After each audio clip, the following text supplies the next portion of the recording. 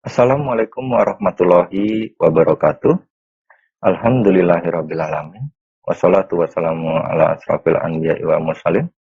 Sayyidina wa maulana Muhammadin wa ala alihi wa sahbihi ajma'in. Amma ba'du. Patut kita syukuri bahwasanya hari ini kita dapat berkumpul bersama untuk belajar tentang populasi dan sampel. Ini merupakan pertemuan ke-10 dari mata kuliah Statistik Penelitian. Next, timeline perkuliahan hari ini adalah pertama, pendahuluan, berisi tentang pretest dan apersepsi. Pretest ini nanti akan saya kirimkan soal-soalnya melalui WhatsApp grup kelas.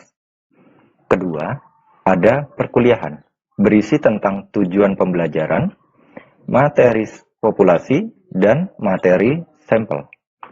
Ketiga, penugasan, berisi tentang praktikum 1 dan praktikum 2. Itulah kira-kira apa yang akan kita lakukan dalam sesi hari ini.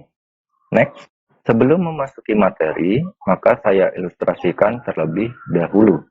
Terdapat judul penelitian, pengaruh bagi hasil terhadap minat nasabah pada produk, BSI Deposito Syariah KCP BSI Ponorogo tahun 2022. Data observasi, terdapat 1000 nasabah aktif pada produk BSI Deposito Syariah KCP BSI Ponorogo. Pertanyaannya adalah, apakah yakin akan meneliti 1000 orang?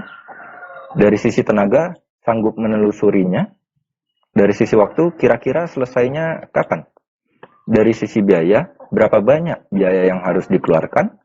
Dari sisi hasil, signifikansi hasil dengan tenaga, waktu, dan biaya apakah seimbang? Dari sini Bapak Ibu pasti berpikir, lanjut meneliti atau tidak? Atau pindah judul saja? Atau terdapat dilema-dilema yang lain ya?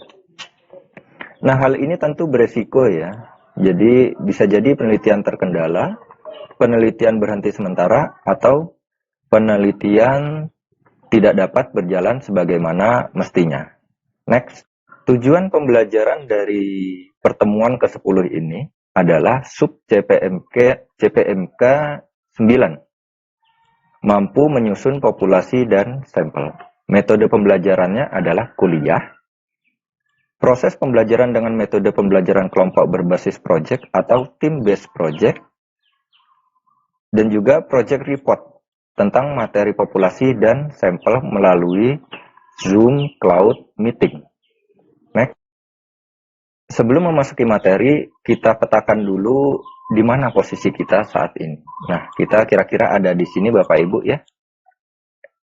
Di tengah-tengah, hampir selesai sebenarnya.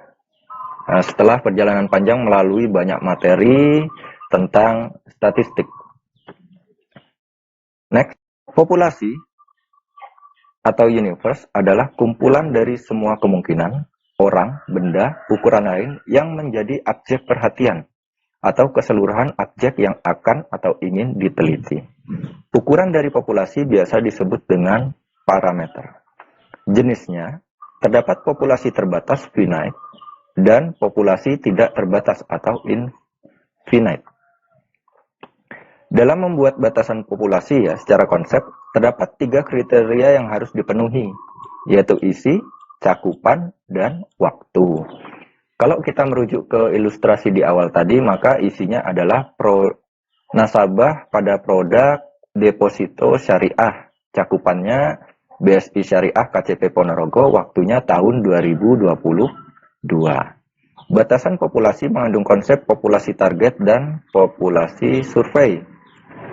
Nah, lebih baik lagi jika dapat ditentukan kerangka sampel atau sampling frame, yaitu daftar nama seluruh anggota populasi dengan ketentuan meliputi seluruh unsur sampel, tidak double, up to date, dan dapat dilacak di lapangan.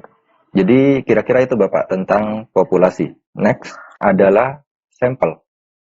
Sampel adalah suatu bagian dari populasi tertentu yang menjadi perhatian. bagian dari populasi yang menjadi objek penelitian, atau secara harfiah sampel diartikan sebagai contoh. Ukuran dari sampel biasa disebut dengan statistik. Urgensinya, dalam penetapan atau pengambilan sampel dari populasi, maka sampel harus representatif atau dapat mewakili terhadap populasinya. Pentingnya menggunakan sampel karena adanya keterbatasan tenaga, waktu, dan biaya, lebih cepat dan lebih mudah, serta memberikan informasi yang lebih banyak dan lebih mendalam. Jenis sampel ada sampel probabilitas atau probability sampling, ada juga sampel non-probabilitas atau non-probability sampling. Penarikan sampel. Berdasarkan sampel probabilitas atau probability sampling, terdapat 3 metode.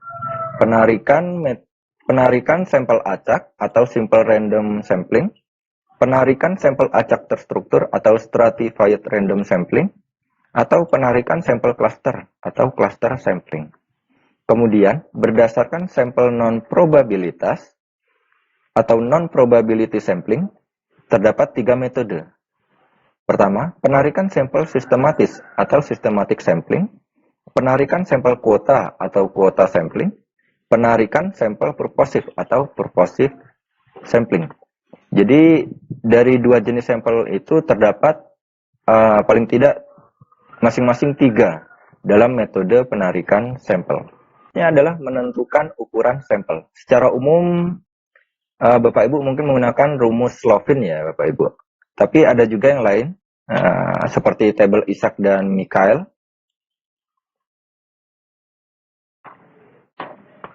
Jadi tampilannya kira-kira seperti ini Bapak Ibu.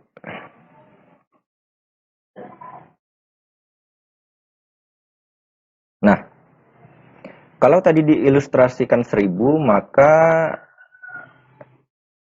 terdapat 399 sampel untuk nilai kritis 1%, 258 sampel untuk nilai kritis 5%, atau 213 untuk nilai kritis 10%.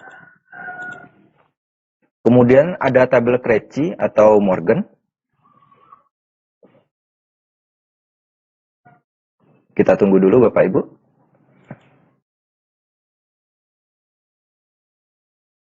Ya, untuk populasi yang berjumlah 1000, maka sampelnya adalah 278. Selanjutnya menurut nomogram Harry King,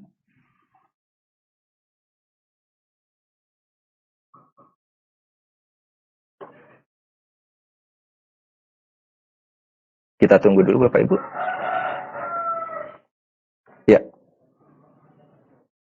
Menurut nomogram Harry King, jika populasinya 1000 dengan tingkat kesalahan 1%, maka dia kisarannya di angka 85%, artinya sekitar 850 sampel.